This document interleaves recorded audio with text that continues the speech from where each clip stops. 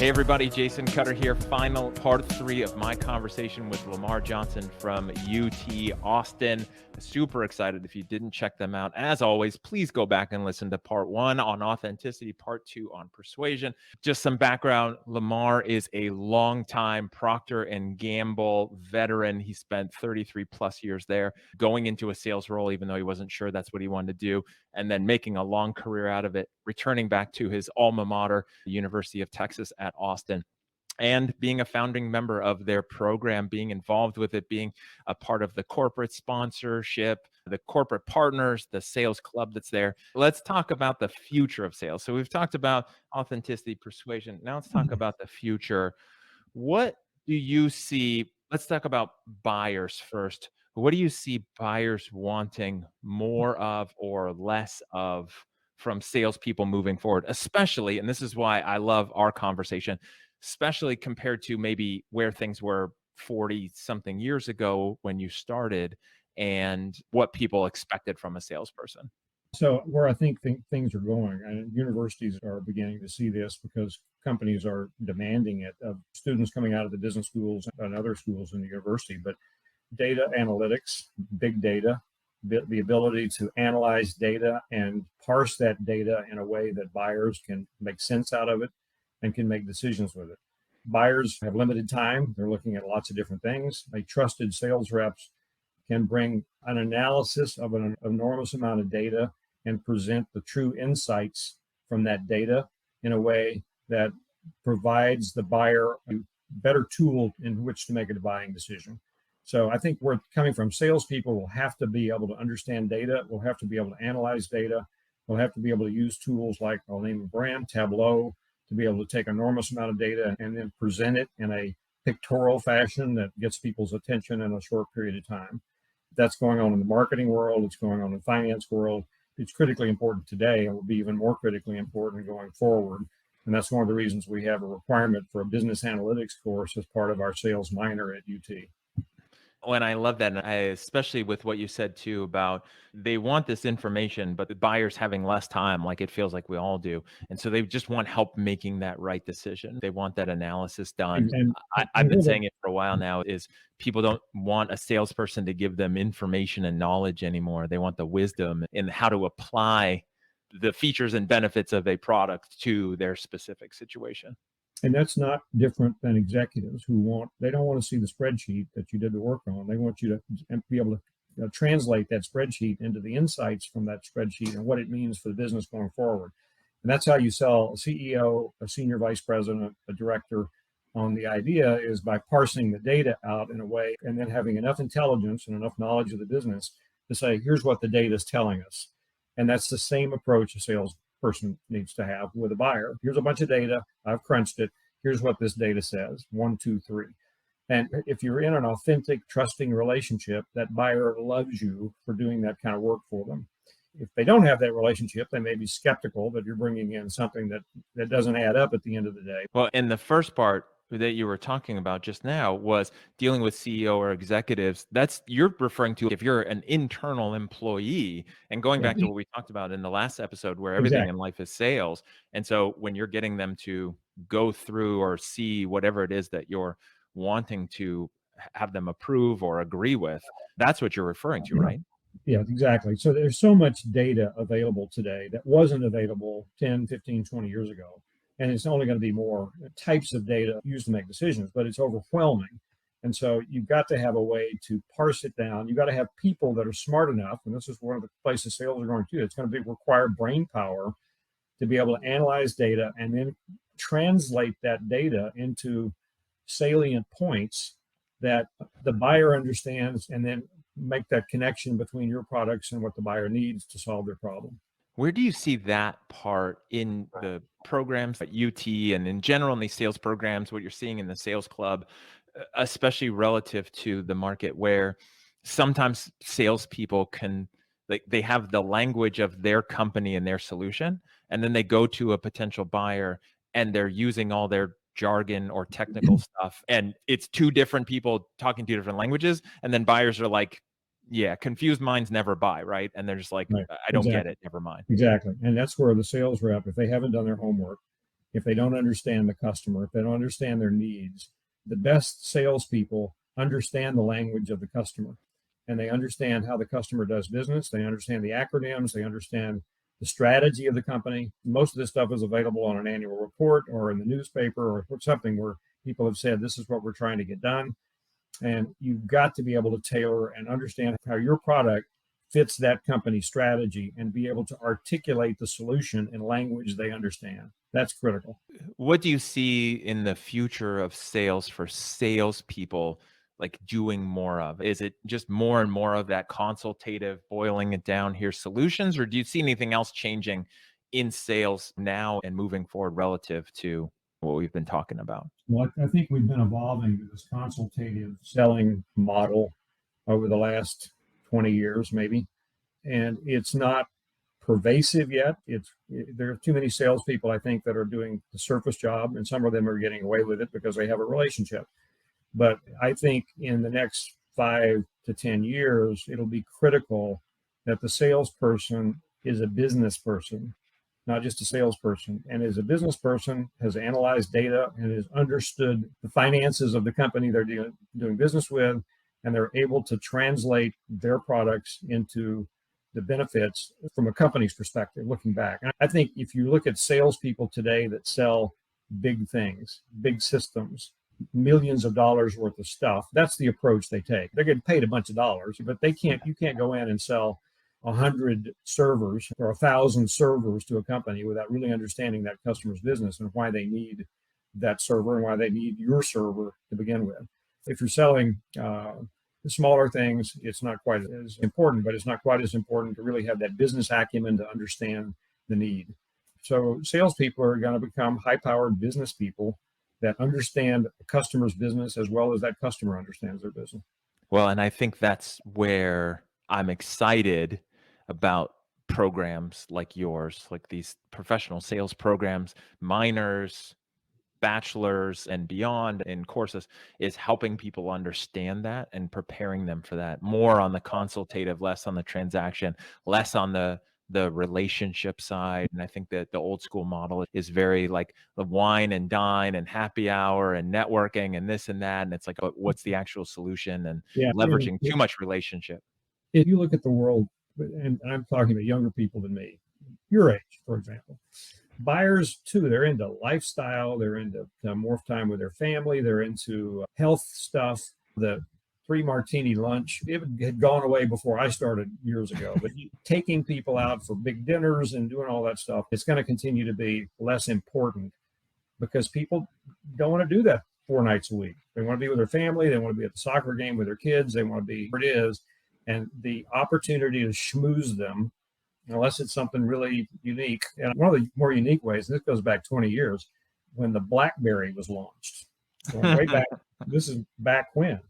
What was the name of the company? Something In Motion, Canada. They brought all their buyers in, or many of their buyers, and they got a bunch of tickets to the Masters. And I kept seeing these people walk around, because I went that year, and they're walking around with these little black things. And I said, what's that? And so it's called the BlackBerry. What does it do? I said, one of the things we can do, it's got a live leaderboard in my hand here. The leaderboard is changing while I'm walking around the golf course. I said, wow. But the company had brought first of all, a ticket to the Masters is a pretty big deal. And then being able to use their product while I have no doubt that their initial success was as a result of that. Now, that's a piece of entertainment and wining and dining that would attract people, I think. But the big dinners, that's a much smaller percentage of buyers today, I think, than there used to be. Yeah, and it's definitely about the long-term relationship. And I think one of the things that's changed is a lot of buyers, again, of all age demographics, usually when they get to a certain point, they've had enough experience where they can see through the phony experiences in the dinners, and then the ones that are valuable relationship building versus giving to get, where it's, I'm going to take you to dinner because I'm expecting you to buy from me, how that doesn't work. If we talk about the technology side, obviously this is what's fun. Like you said, weren't calculators. You're talking about slide rules, I think, part 1 when we were talking about technology, and what the salespeople now have available, whether they're in your program or they're already out there selling. And you talked a bit about it as being able to use those things, the Tableaus and that. Where do you see technology also fitting in, and or what are you excited about this future generation having available? Who knows how artificial intelligence, what role it's going to play in the buyer-seller relationship. I'm not smart enough to figure that out yet, but I'm excited to know there's potential there to change the world in many respects.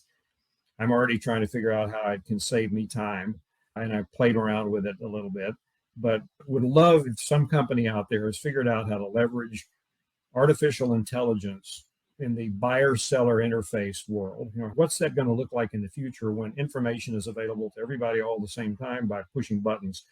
And some of the analysis may be done for you, but you've got to know what kind of question to ask to be able to get the analysis, and that requires the intelligence. I'm excited about the future because I know it'll be different in 10 years than it is today. Exactly what it's going to look like, I don't know, but technology will be driving decision-making in a much more objective way than even it does today. It's way more objective than it was 10, 15 years ago. It'll be even more objective in another 10 years. And I think the salespeople will have their mind wrapped around that technology, and the companies will have to be able to train their salespeople how to leverage artificial intelligence to solve problems for their customers. Where do you see maybe too much reliance on technology in the world of sales? You still are going to need to trust people. You still are going to need to have a relationship with people. At the end of the day, more information that's better, more actionable, will help move things along, but you're still going to have a personal relationship that's built on trust and authenticity with people. The people part of it's not going to go away. The data availability and how data is served up to you and the amount of information you're able to gather before a sales call is going to be much different as we go forward. I don't know exactly how that's going to play off, but what will never go away is human interaction and relationship. How about, let's say, the students that are in these programs where they're unlike you and I, they've grown up with technology in their hand from the beginning, no matter what age, because the internet and the technology has been around for a while. Where are they using it for good? Do you see them trying to rely on it, or do they understand sales, relationships, conversations, and balancing it pretty well with wanting to do it all via text or chat or something like that? It interests me, the students that I work with who are already in the program understand that fully. They've run toward this because they feel they have the ability to create relationships themselves. They like relationships. They like being around people. And that's one of the reasons they're attracted to the program. But there are a lot of kids, and particularly post-COVID, that don't want to get out of their room. So we'll have an event with free pizza and having kids come and learn more about the program, and half of them that register won't show up because they don't run to the personal interaction. So I think the problem not a problem is the wrong word, an opportunity with some of the young people post-COVID that are going to need to be coaxed back into developing personal relationships. They hid in their room for so long with their camera off and learned or not learned that way. And there's a percentage of them that'll need to be coaxed back into life. But the people I'm working with, the 200 or so in the sales program, ran to it because they hunger for that. I've got people interested in hiring people out there. If you're looking for people that love to build relationships and love the human interaction, then wherever you are, go look for them in the sales program, because that's where they are. Yeah, it's almost, I don't know if this is the right one to use, but almost an observation bias, which is you're seeing these students who are excited about relationships because they see that's the value. And so it looks like the people in this program, it's almost the chicken or the egg, right? Is it helping them develop that, or they're just naturally drawn to that? And the other ones are, opting out and choosing something else. And maybe it's not for them and they're not the future of sales, which is interesting to think about. Final question, I think, about what excites you the most about, let's say, the future of sales and the future of this specific UT sales program? The students going into the program and heading out into the world of sales, really smart kids who understand the power of relationships and authenticity, and who want to make a difference in the world, and who abhor lack of ethics. They've seen enough from your generation and my generation of people going to jail for doing the wrong thing. The ones I work with, I think this is pretty common, they want to do exactly the opposite of that. They want to help the world be a better place. And I'm telling them that sales is a way to do that, because you can help the world solve problems with your ideas. What a better place to want to be than in that kind of situation where you can problem solve for companies using your ideas. And I love it that they're going there. And that's why I'm so confident that the young people of tomorrow will make the world a better place than our generation did. Not that it's a terrible place, but it'll be much better as a result of that. And the second part of your question, I lost as I was waxing eloquently about that. Oh, my program. I think our program, first of all, there's sales taught now in maybe 150 universities or colleges around the country. Many of them are smaller schools, not all of them, but many of them are smaller schools, and they're teaching sales, and the audience for the student is not the IBMs of the world. It's not the Dells of the world. It's the local family business in town or whatever it might be. So I'm not trying to belittle that, but their concept of teaching selling is more in the how do you sell? And what we're trying to do in our program, because we are a large university that's got pretty high academic rating, we're trying to teach people how to sell in a bigger picture business environment so they can solve problems in a large scale. So we're training people to be future sales leaders of companies here, not just great salespeople. And some great salespeople become great leaders. Some great salespeople are just great salespeople. We're trying to crank out people that will lead the sales organizations of large companies going forward.